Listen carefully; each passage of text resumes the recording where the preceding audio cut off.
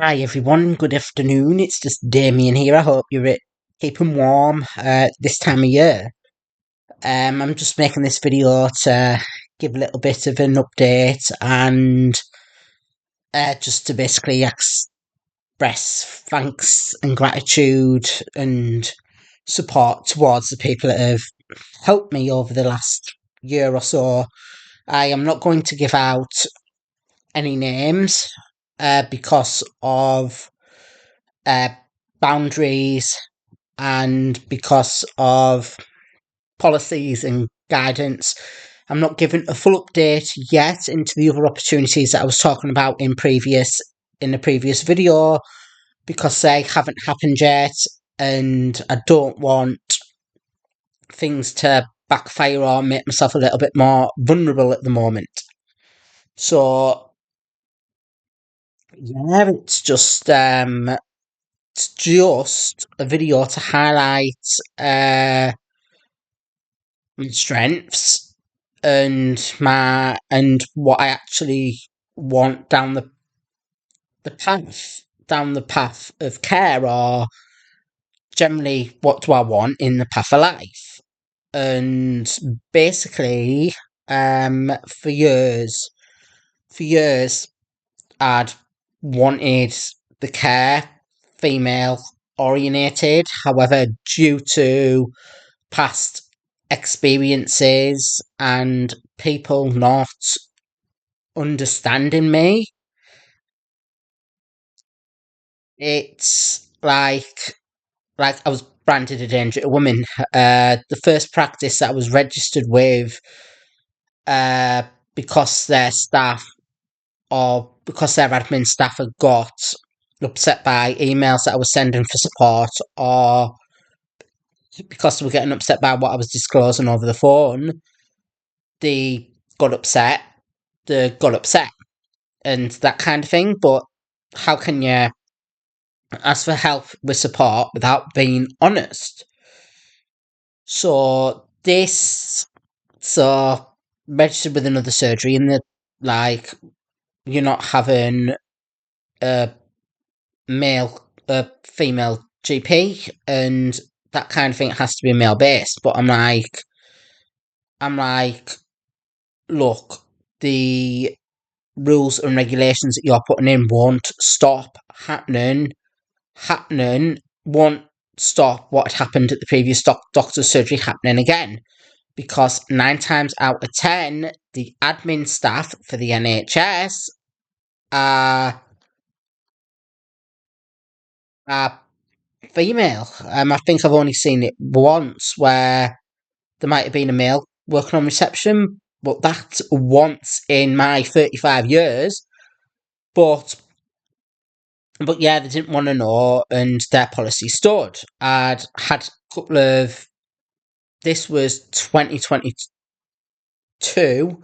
I'd registered with this surgery, and I'd I'd registered with this surgery, and this surgery is was walking distance from my house, from my apartment, from my home.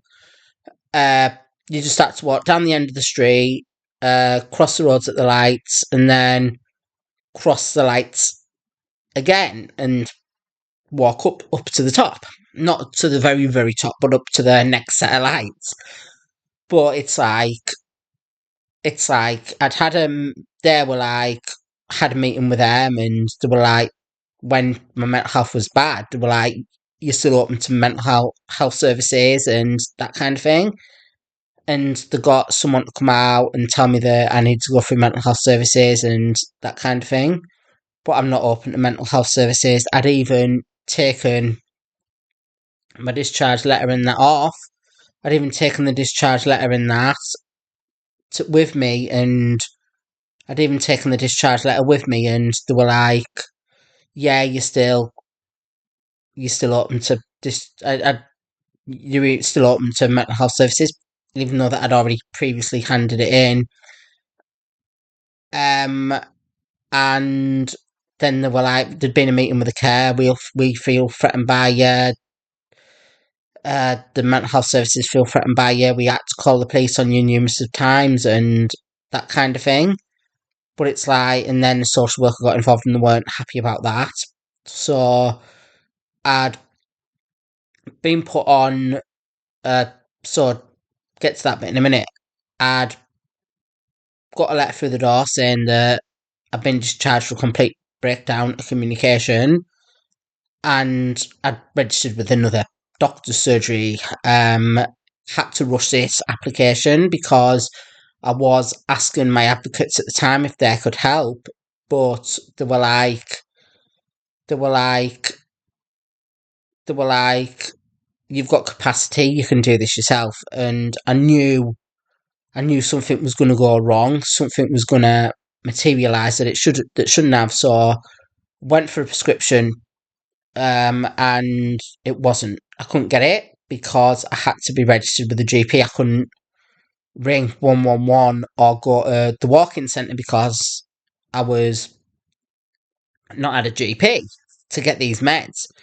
The pharmacist manager was a little bit annoyed because what if it's someone that's on critical life medication? So then I'd registered with another surgery and I explained that there was problems with a previous GP surgery and that there was problems with previous GP surgery and that that there was a problem with the previous GP surgery and my communication needs weren't understood properly, and I I uh I was trying to get this sorted and everything, and a couple of weeks gave them my advocate's details and they weren't contacted. Communication therapist report wasn't contacted, and then a couple of weeks later, I went for a prescription. It wasn't ready. Phoned up and they sorted it, but something didn't seem right. But then the next day after I'd emailed the pharmacy from the doctors to double check something, I got an email back saying patients no longer registered at the practice. Rang up, they didn't know why, and I got put on a special allocation scheme for violent and threatening behaviour. And I'm like, I appealed against that loss, but I was on there for 6 months. But then it's the reason, like, as I say, the reason why it's a little bit confusing really with violent and threatening behaviour because I do get intrusive thoughts, I do get suicidal thoughts, but then depending on who's picking it up, it's like you're making a direct threat. There's times where the crisis team have told other professionals that they need to call the police on me because I'm asking for help and support over anxiety attacks that I've had with a dream, and because the dreams of intrusive nature, the class that as a direct threat, which is a bit silly. So registered with this, I was on this special allocation scheme. They had to see me with security being present and that kind of thing. And after that was finished, I'd registered with another GP surgery in my hometown, and it was like I was in Portugal last year, and it was I was in Portugal last year, and there's a couple of things that I wanted to double check or something. So when I was in Portugal, I made the appointment with my GP, and prior to this, when I did register, I I uh took my communication therapist reports in, and I'm getting a bit emotional. Sorry, took my communication therapist reports in, and they're like, "Yeah," I'm like, "Is this gonna make a difference? Is this gonna make a difference?" And I'm like, phoned up, I like phoned up, and I'm like, "I want a female GP. I want a female GP." And they're like, "Yeah, we'll make you an appointment and that kind of thing." But the doctor that I've got, uh, when I went in, and she'd basically said that I've been massively misinterpreted in the past, and misinterpreted, and it's like she'd read the communication therapist reports and wanted, like, first, and wanted to get to know the real me, fresh start, wanting to get to know the real me. And it's like,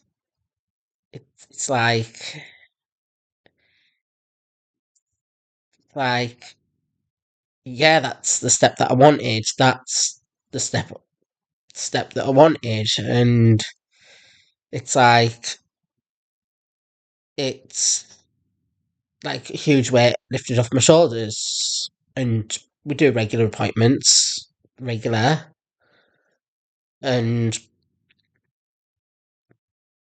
it's been even though that I've been at other GP surgeries longer in my life, even though that I've been discharged from other GPs and that, and as I say, I've been at other GP surgeries for longer, but this doctor is the longest doctor that I've worked with because we see each other regular, and we're, we're like we see each other regular, and it's like we know what each other wants. She does remind me on little things, what they expect, what I expect, just silly things, but we have similar ideas of what we want with the care and that kind of thing. It's like this is the most consistent that it's been with, and this person has helped change my life around, and she's been been supportive and understanding. But it's like there's other people part of my care in that as well. It's like when I'm like, people were telling me back in 22, 23, I might have registered with, yeah, 22, 23. People were telling me that that it'll never happen with a female GP or a female CPN ever again. You're not gonna get female support. You're not gonna get female support ever again. And it's like I've gone ahead and I've done it. It's like I have done it, and it's working out better than I thought. And it's not just with it's not just with things like that. It's not just with hair that I'm relating to here. It's like when I've got a clear mindset of what I want to do, and when I put my mind to it, and it's a dream. It's a dream, and I can make it come true. It's like when I was younger, I'd always wanted to learn to drive, and I'm like, I always wanted to learn to drive, and it's like you're not going to be able to learn to drive. You're not going to be able to learn to drive, and it's like my instructor thought originally that I might not be able to pass, but put my mind to it. I passed out after 4 hours a week worth of lessons for about a year, and I passed. And I do drive, but I don't drive as often. But it's like I it is painful sometimes about trying to go down the path that I want and what other people want. And it's like this new doctor's helped me get my license back and everything after it had been revoked. And it I haven't been banned from driving for drink or drugs. It's just that in the past things have been misinterpreted with mental health, and people have refused to do the the license. medicals, and that's what's led to the license being revoked. I've got no points or anything, but it's like people have refused to do the license application, and then they've told the DVLA that I've refused it rather than they've refused it. But yeah, it's like I've got a CPN now and that as well, and me and my CPN and this doctor who's amazing have similar IDs, and it's like my doctor was saying the other day, what do you want? What do you want? How do you want us to support you with out of hours and that? And I'm like, feel like we need an MDT TM just to get things started again, where with trying to get a better consistency with out of hours service. What do they want? What do we want? And I didn't word it like that, but I just said an MDT. But she was thinking the same. I was thinking the same. My CPN was thinking the same today, and it's like, it's like I'm on a I'm on a journey path, and it's hard. I'm 35. I'm still a virgin, but I know what path I want to go down. I know that I want to wear women's clothing. I know that I am attracted to cis and trans women, but I've not been given the chance yet to start dating and that kind of thing. But I want to use the experiences that I've learned of not giving up, not losing hope, with the experiences that I've learned to help me develop and develop to start meeting someone special. And it's like I want to be able to give 100% in a relationship and be able to be there for someone. And it's like, I know that I've made mistakes. I know that I've made mistakes. I know that I've said stuff in the past. I know that I've said things in the past that's been misinterpreted to try to get support. I know that I've done things to try to get support that's been misinterpreted, but don't we all? And it's like, I want that chance to be able to show what I can do. I want someone to give me that chance, like the doctor gave me, in showing what I can do. And it's like, this doctor had gave me the chance and that kind of thing. And I know that when I want something, when I need it to happen and make it happen, sometimes it's the long way around. And Ewan McGregor, but yeah, sometimes it's the long way around. But when it happens, it's when things happen for a reason, and things happen, and it happens better than I could imagine. I always dreamed of living on my own and that kind of thing. People had said that I won't be able to live on my own and that kind of thing. And I've got a mortgage. I live around the corner from my parents. I've got support. I do have support from my parents and cleaners coming in, but I've it was hard at first, but I've got down. It's I've gone down the path that I want to. And it's like people are like, it's not going to work, it's not going to work, and it has.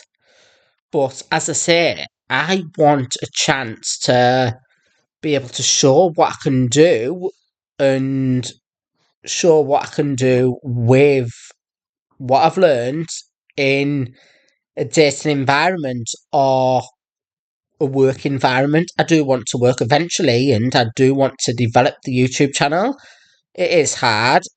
I'd look at people like Matt Armstrong and Otto Alex, Linus Tech Tips, Austin Evans, and a few other channels, and it's like they've got hundreds of thousands, millions of views, and it's like I could only dream of that, but it's like I'm just happy at the moment on sharing my stories with yous, trying to be open and honest. And I know that I post things online on forums that I'm looking for love. I know that I get abuse on there. I know that I get stick. I know that I've had abuse. I know that I've had people saying nasty things about me, but the conditional, the conventional, the conventional I'm thinking of, conventional paths don't work. So I'm trying to do something unconditional, some go down an unconditional route, an unconventional route, sorry, so that I can stand out. And that I can stand out. I am on Tinder, Plenty of Fish, Badoo, Facebook dating, and a few others, but I've been on them since 16 or 17, and it's not worked. People that are messaging me back either want money or give me abuse or whatever, but it's like I want to try something new and be myself with someone special, that I want the same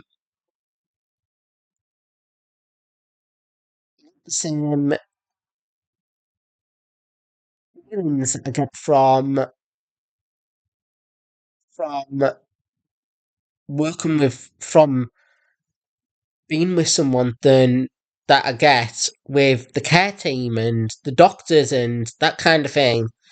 I know that there's professional boundaries in place, and I know that there's professional boundaries in place, and I know what the boundaries are, but what I mean is I want to be able to feel that I'm supported, to be able to feel that this person stands by me, that this person